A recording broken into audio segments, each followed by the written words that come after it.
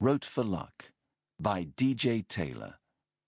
Narrated by Andrew Wincott.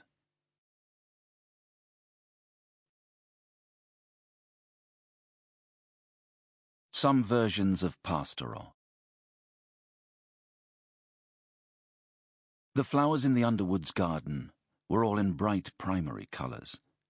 Yellows, blues and reds in charmless profusion.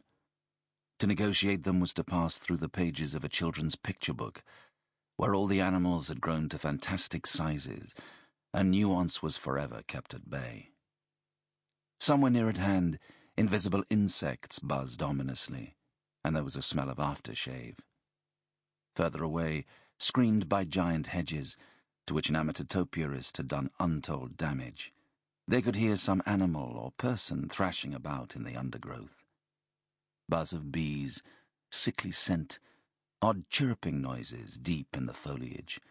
The surprisingly sinister spell cast by these phenomena was suddenly broken by the sound of Mr. Underwood's voice, high, querulous, and apparently belonging neither to man or woman, bursting through the verdure.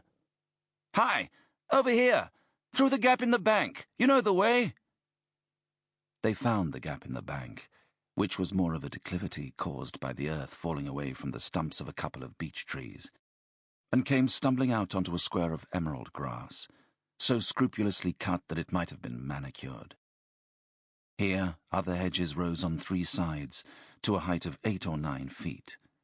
There was no escape, either from the semicircle of garden chairs, the occasional table spread with tea things, or Mr. and Mrs. Underwood, who, proud and statuesque, like the elders of some benighted South American tribe, finally discovered in their Amazonian bolt-hole, sat waiting to receive them.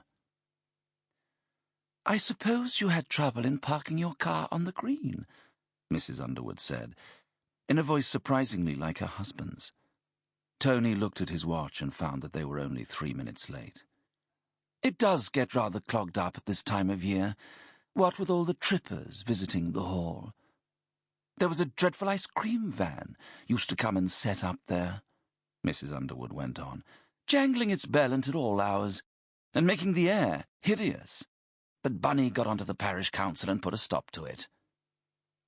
"How dreadful for you to be inconvenienced like that," Jane said, who was less in awe of the Underwoods than her husband, and could not resist teasing them when the opportunity presented itself.